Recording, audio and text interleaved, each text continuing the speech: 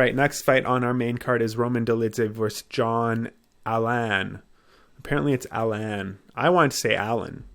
Okay, and Dolidze is a favorite at -210, while Allan is sitting at a +175 underdog.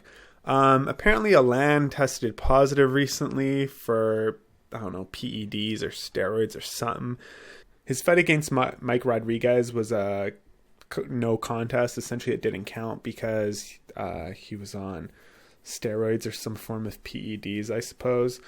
Before that, he fought Alexander Silva, Vinicius de Moreira, and he beat Alexander, but he lost against Vinicius. Now, neither of these fights were in the UFC. In fact, if his first fight in the UFC didn't count, his second fight in the UFC was supposed to be against Ed Herman. That got canceled.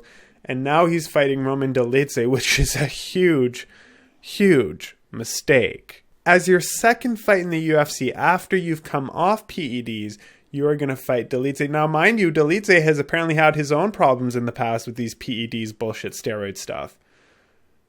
Popping pills or whatever the hell he's doing. I don't know all the stuff that they take. I don't look in too deep into that stuff.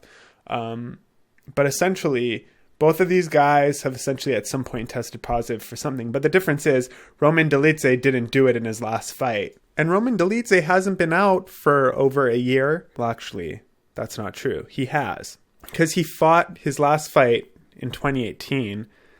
Then he had a bunch of fights that were canceled. All of those in 2019 and 2020. And I believe one of those, or two of them maybe, were due to COVID.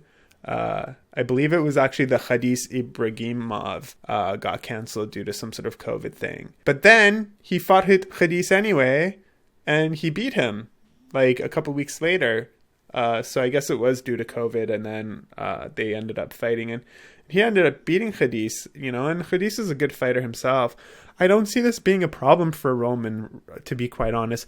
And the odds were what? -188 and +162? Oh, they're much lower now. They started out a little closer together. Dolidze is at a -210. If you really feel confident in him and another fighter, maybe parlay them and try to get the most of your money.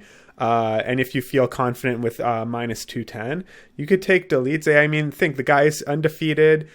He's had more recent fights. He's not coming off PEDs or any steroids. Allan is. He's won 7 in a row. What else can be said? I'm going with Roman Dolidze here to beat Allan. Heck, I'll give it to him by KO too. Let me see. I don't even think this fight's going to go to the distance because all of Roman's fights have been finishes. They haven't gone the distance. Subs and KOs. Spinning back fist. Punches. Rear naked choke. Heel hook. This guy has won in every facet you could imagine. So I don't expect this to go to the finish regardless. I give it to Roman Dolidze by, let's just say TKO in the second round.